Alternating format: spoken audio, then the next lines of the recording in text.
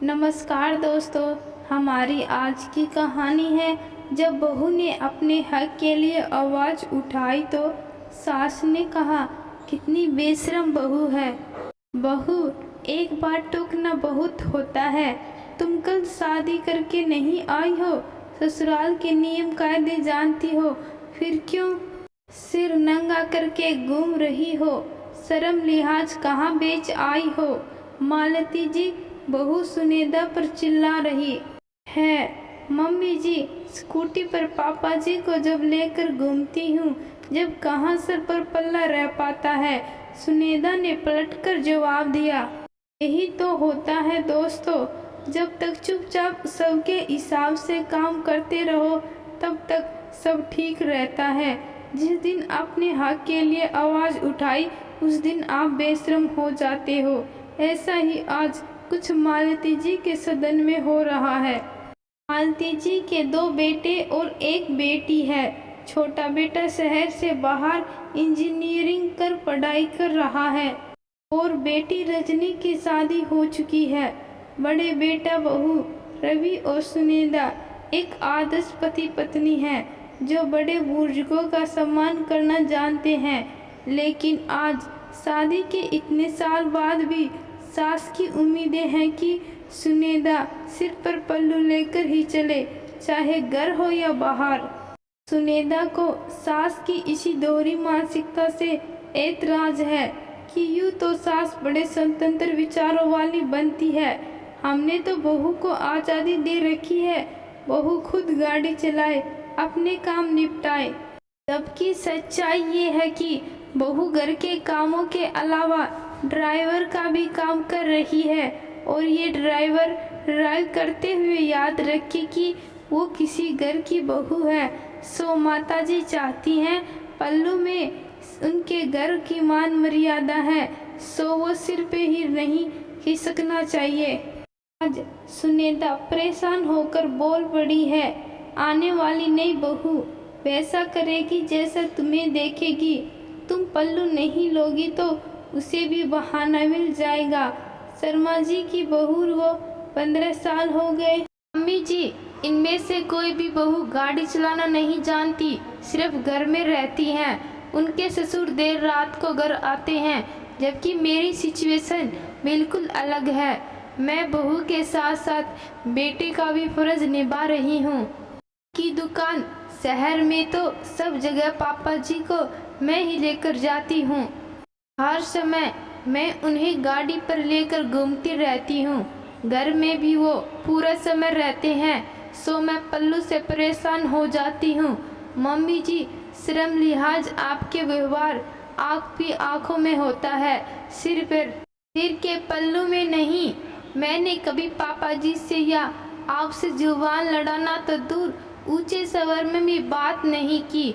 सुनेदा आज सब कुछ स्पष्ट कर देना चाहती थी।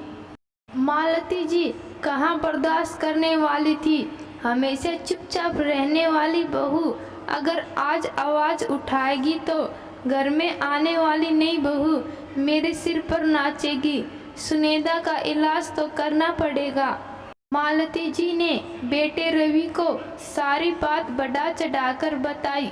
रवि पत्नी से कुछ पूछता उससे पहले बड़ी बहन रजनी का घर में आना हुआ। सुनेदा रजनी की सहेली रह चुकी थी, सो रजनी माँ मालती को भाभी दोनों का स्वभाव जानती थी।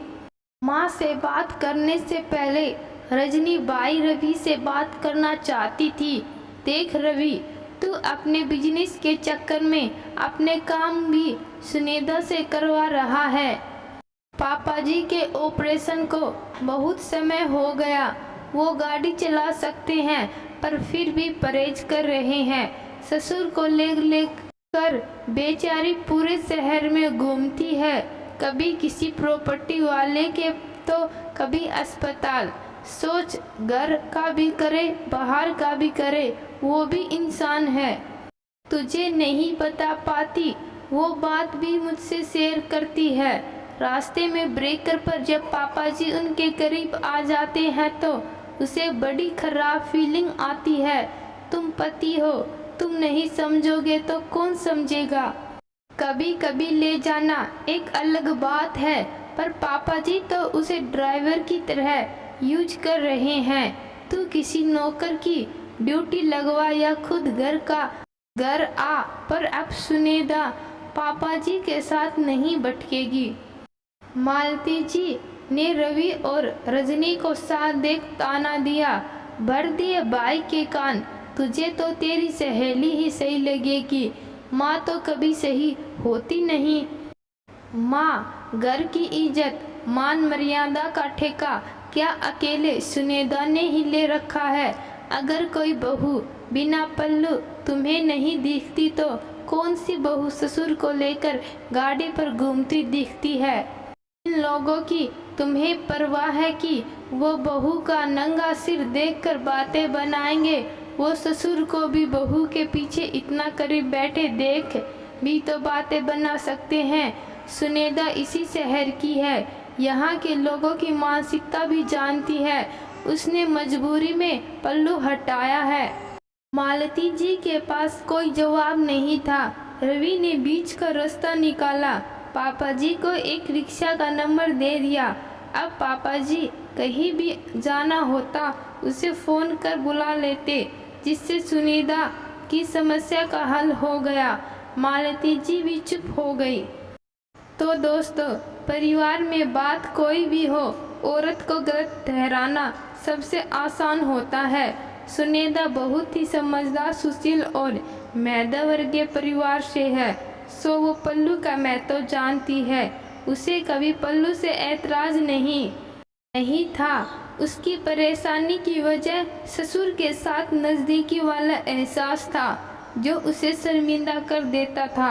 आपको क्या लगता है, सुनीता कितनी सही है और कितनी गलत? कमेंट बॉक्स में ज़रूर बताना। कहानी अच्छी लगी, कहानी को लाइक शेयर और चैनल को सब्सक्राइब ज़रूर करना। धन्यवाद।